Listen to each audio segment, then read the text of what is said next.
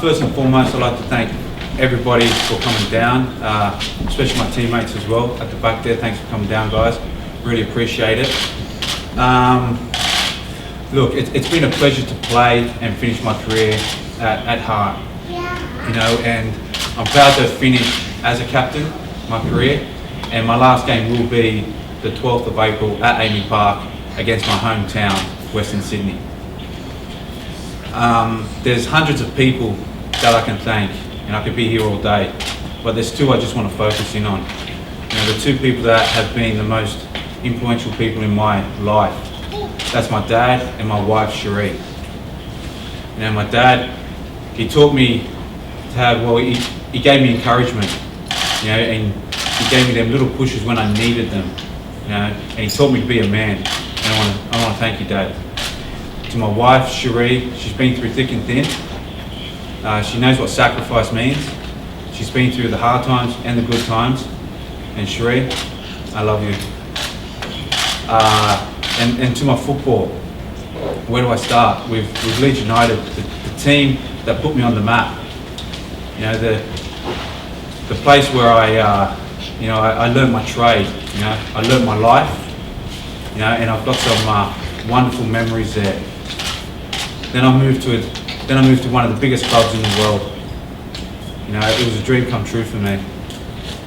You know, my football path took some different tides and different turns, but you know, due to injuries. But as a club, as a city, as supporters, they were fantastic, and you know, it was. I've still got some wonderful people there, wonderful friends I can call. You know, then I went to Galatasaray. You know, what can I say about Galatasaray? But it's a place that I fell in love with the game again. Victory. Well, it gave me an opportunity to come back and finish my career in Australia. You know, and I want to thank them. I want to thank them. But obviously, I was gutted the way it ended. But family does come first, and you know that's how that was. You know, and then as I'm talking about Australia, you know, I could sit here and speak for hours about Australia. You know, how it is, this, that, and the other. But there's three words that always came to mind when I put that jersey on: pride, privilege, and an honour. And speaking of honours, you know, I've won some things in my life, in my career, which I'm very proud of, but none other than the award that the Australian public gave me, which was Australia's greatest ever footballer. Now, for me, that's a title that I'll always remember and extremely proud of. So what's next for me? Well, I can clearly start working on my golf swing, you know, and I'm not going to get in trouble anymore for playing golf, so I can work on that. But no, just being a dad, really. Just being able to do the things that a lot of people take for granted, because I've been travelling a lot over the last few years. But on the work front, you know, I get to work closely now with my sponsors, Politics and Jeep, you know, which leads me into my new adventure, you know, my academy, which I'm excited about. You know, it's a new adventure where I can put back something into the Australian football, where I'm very proud and I believe in it, and it gives me a chance to work with a lot of young Australians that I can teach the way I was taught football. You know, there's other things as well that I want to do. I want to be able to tell my story. Eventually I will write a book. I love public speaking, so hopefully I can do a lot more of that. And some of you may not know, I am on the FIFA Football Committee, which means I do get to go to Zurich a lot and sit in a room with some legendary players and talk football all day. And that's a real honour in itself, you know, to be able to give something back to a sport that I truly love. Now, what more can I say? You know, I've lived a life, and now I get to live another. Thank you.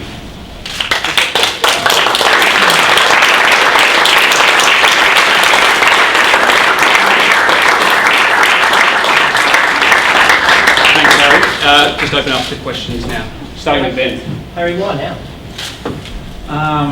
Look, it's been on my mind for a long time. Obviously, when I did leave Victory, I had that year out, but I didn't want it to end like that. So Hart gave me a wonderful opportunity to come out here, and I wasn't thinking at that time that I was going to retire. I wanted to continue, but the way things panned out for me, I felt it was the right time. I could go out on my terms. Is the body not holding out anymore? Is that part of the reason? No, the body's good, and if you want all that information, just ask the fitness guy at Hart. It's great, and I wanted to be able to finish where I can still do things outside of football. I want to be able to do skiing. I want to be able to do water skiing. All the things that I couldn't do as a footballer, but I can do these things now. So this is very much finishing on your terms. How important is that to you? Oh, it's massive. It's like I said, it's a privilege to be able to sit here today, knowing that I've played an 18-year span of football, and be able to walk out, with no, not holding my back or my knees or my ankles, be able to walk out and still be able to push my body if I want to train. How tough has it been, Harry? It's been tough. It's been very tough. I've been talking to a lot of people recently, and it's hard because it's a sport that I've only ever known. I've started when I was 4 years old. I started professionally when I was 17. I've had a career of 18 years. It's all I've known. So like I said, it's a life that I've already lived, and now I get a chance to live another one. What now in terms of World Cup? What does it mean for the World Cup for you? Oh look, for the World Cup, I can sit back and enjoy it. There was obviously going to be questions asked about the World Cup, but I haven't been part of the Australian squad for a while. So for me, it was time to let the young players stand up and be counted for. And I think Angie's doing a wonderful job, and I think they will surprise a lot of people. Was that sort of what was driving you, I guess, for the last few years of your career, perhaps going to Brazil? No, I always said, it's always a pride, a privilege, and an honour to play for your country, and I think you've got to be playing at the highest level to be doing that. And rightly so, I had a year out, and I came back, and yes, I played well for Hart in the games that I played. I've had some injuries this year, but you know what? I think it is time to pass on and let these youngsters step up and be counted for. Are you optimistic about the stage in which you step back from Australian soccer and about the youngsters that you talk about? Are you optimistic that soccer's in good hands in this country? Of course. I think you can only look at the A-League. It's going from strength to strength. The young players that are playing, they're playing week in, week out. And, like I said, they've got to step up sooner or later, and it's no perfect, there's no better time to do it. One thing that was missing from your list of to-dos was potentially coaching. Is that something you'd be interested in an A-League capacity or more? Well, like I said, I'm going to focus in on my academy at the moment, and that's probably a perfect place to start learning my trade. I've spoken to a few managers, and I don't think you can just step from playing football straight into management. You've got to go away and learn it. So it's a perfect opportunity for me to go out there and see what I can offer in the coaching side of it. You scored a lot of memorable goals for Australia. Obviously, the 2 goals against Iran in 1998, 1997, and then the goal. That long ago, was it? And then the goal against Croatia. Do you have one particular memory which really etches in your mind? You get that asked a lot as a footballer. People go, what's the moment? What's the greatest goal that you've scored? You know what? Every goal is. It doesn't matter whether it's one that puts your country through, or one that saves you from relegation, or one that wins you the title. Every goal you score is special. It's a moment in that game where it's just something in a footballer that is just so precious. And every moment that I have scored, I've treasured it. But in saying that, the one against Croatia was special. To be able to score a goal in a World Cup on the biggest level in football was fantastic. Then from King's Cross to Leeds, then from Leeds to Ellen Road, and that whole trip took forever. Back then, and turning up at Ellen Road, we had no one there to greet us. So we didn't know what to do. And then we had this guy, this security guard come running up to us, because we had two young kids walking with suitcases in there. And he stopped us. He stopped us and said, "Where the hell are you going?" And he said, "Look, we're here from Australia." He goes, "And?" And we explained the situation, and then we got introduced to Paul Hart, who was the youth team coach, and we got set up, and me and Brett took training with them like duck to water. It felt right, and I think we made an impression straight away because we ended up playing a game for them at the back end of that month. And after that game, the manager came up to me and Brett and asked if we wanted to sign on for the next year, and I jumped at the chance, and Brett decided to stay here and play football here a little bit longer. Right, that's all, guys.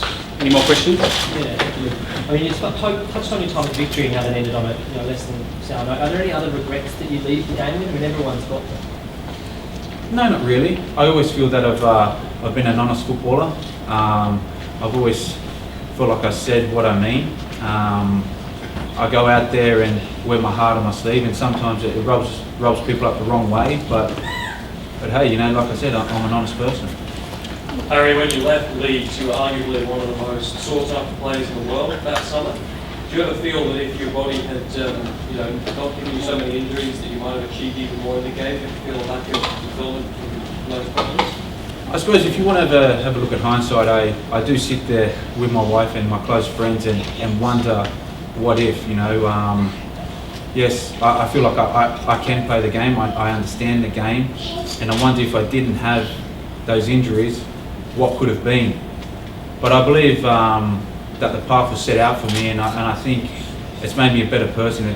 I've been at the highest level in football, but I've also been at the lowest level, and I understand where the good and the bad does come from. I think it's made me a better person all round.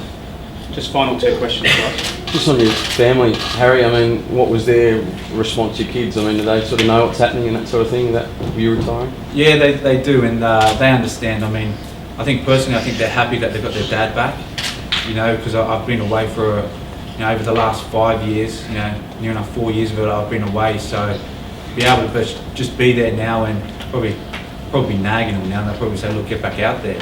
But no, it's great for me to be back at home and to be part of my family again. Harry, if Ange gave you a call in a few weeks' time and said, "What are you doing for Brazil?" is there a chance you'd reverse the decision? No, I don't think so.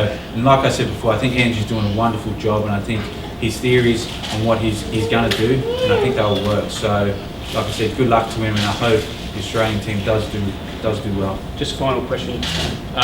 Just one bit left of centre. The Prime Minister says he'll consider resurrecting knighthoods in Australia. How would Sir Harry Kewell sit with you? Well, as long as all my teammates have to say it, I think they still find it hard to call me the greatest, I keep pumping that into them and that. But no, that'd be fantastic if he does do that. But no, look, we'll see what happens.